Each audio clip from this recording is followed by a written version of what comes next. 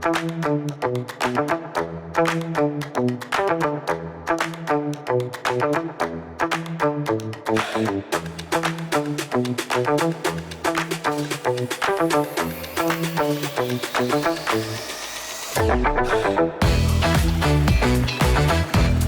right, so welcome back, Maya Acosta. On behalf of Hello Studios, we are here at EarthX 2023, and I have Buzz Richard Smith. Hi, Buzz. How are Howdy. you?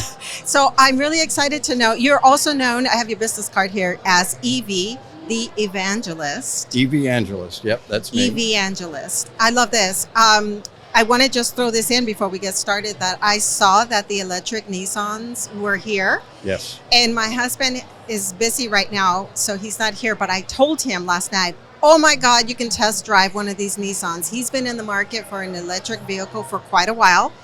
But I'd love for you to tell us because it's growing. We started with, the Teslas that people knew of.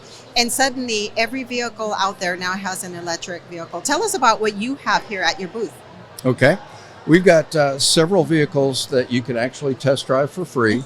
Once we get your driver's license and prove that you're registered, to drive cars, then you can go from car to car. You can drive every one of them we've got. So the Nissans you mentioned, we have both the Leaf and the new Aria SUV.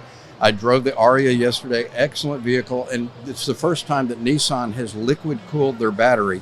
So in high heat states like Texas and Arizona, that's actually going to be a better car for Texas drivers than the Leaf is.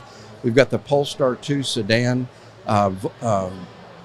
We have, Volvo's got their C40 and XC40 electric SUVs. The one that I really fell in love with was the Lucid Air. It's 800 horsepower, and we set up a track that is a performance track. So this isn't a lackadaisical test drive. We're going to have you punch it to the floor. We're going to have you do hard cornering. Everybody knows the EVs are good for the environment, but they think it's going to be like having to eat your vegetables and it won't be fun to drive. Once they experience the acceleration and handling of an electric car, they're going, oh yeah, I want one of these. Well, that's the part that really gets me, Buzz, because I said to you earlier, I know the word horsepower. Mm-hmm. I sort of associate that with motors, right? With, so horsepower. How in the world does an EV, an electric vehicle, still have horsepower? I don't understand. Well, horsepower is actually just a mathematical calculation for energy. It's like just the how unit. How fast taken from the... It's how much power is generated. So when you think of horsepower, back when that idea was created, horses were how we powered everything. And it's just a term we've stuck with because we've got a mathematical equation for it. Now in the age of cars, we've got MPG, which shows you how efficient a car is. Electric cars have MPGe, which is the MPG equivalent. But the government does it really poorly. They took the British thermal units of energy and a kilowatt hour of electricity and a gallon of gas and equated them.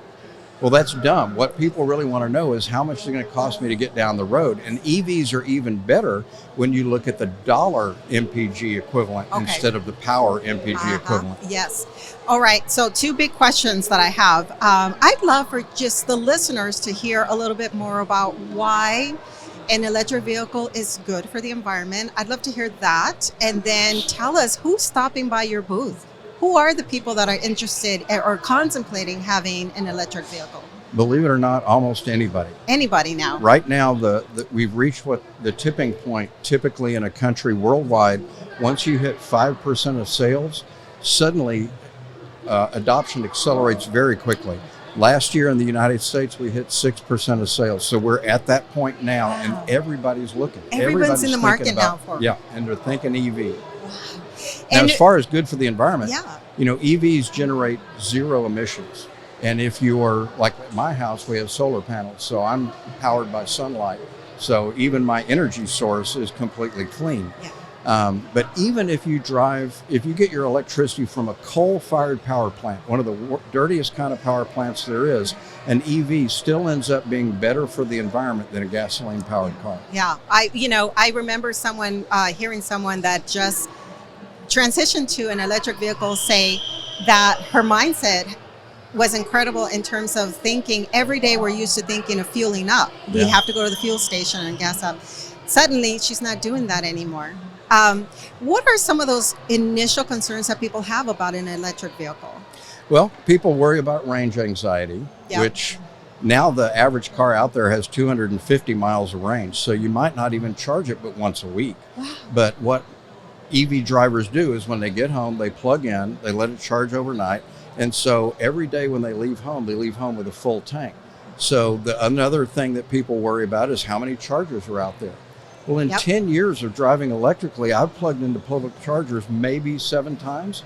So 99.9% of the time, you're going to charge at home. Yes, because we typically drive locally. Yeah. In general. And most people just like your friend, they think that they don't even think of going to the gas station really as going out of the way. But once you get liberated from that, you can't believe that you did that every 5 days or so, and it was just part of your life.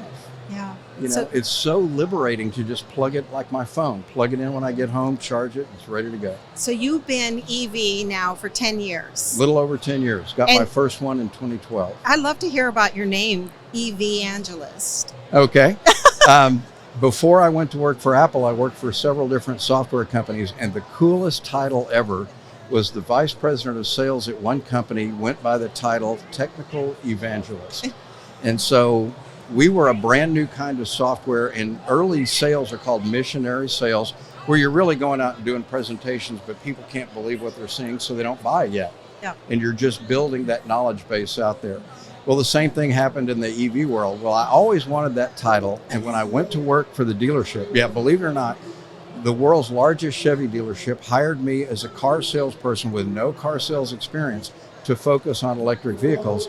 And the day they hired me, the manager I was going to work for asked me what I wanted my title to be. He said, "We've never had anybody like you."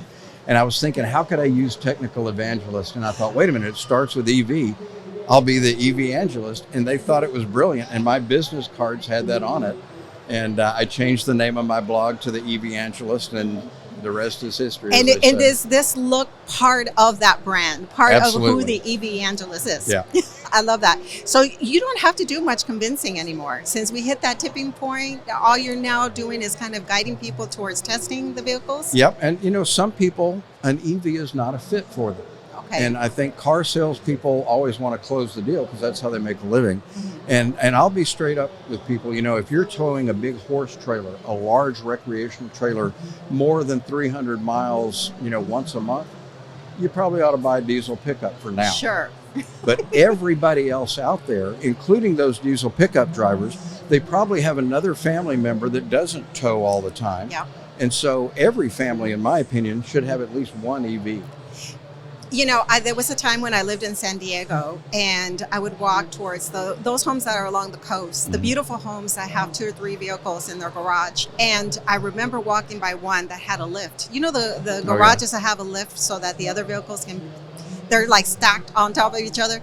And here's a little smart car driver driving into his garage. And so, but I began to notice that most of these people that live well off have at least one EV vehicle. Oh, they were definitely the early adopters. Yeah, they just get it, because that's really, we drive so much more in our own community, back and forth, and why not have an electric vehicle? Now, one of the things I discovered selling electric vehicles is you never talk about the environment.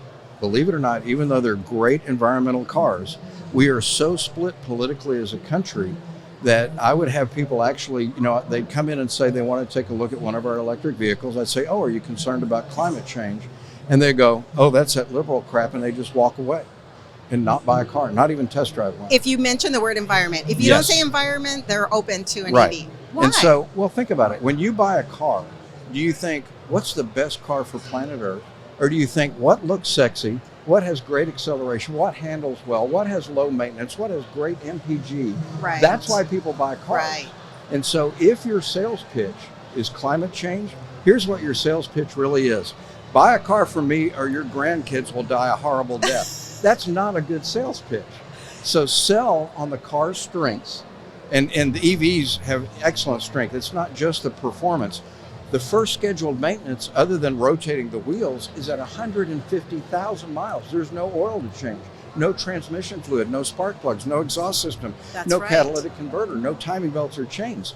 You save so much money. You convinced me. And I've been on the market, but the thing is that I like to drive my vehicles as long as I can drive them. Yep. Well, tell me this, convince me on that. The last vehicle before this one, I've had for 10 years. Before that one, 20 years. Yep. Why should I take that 10-year vehicle off the market right now and just replace it with an EV?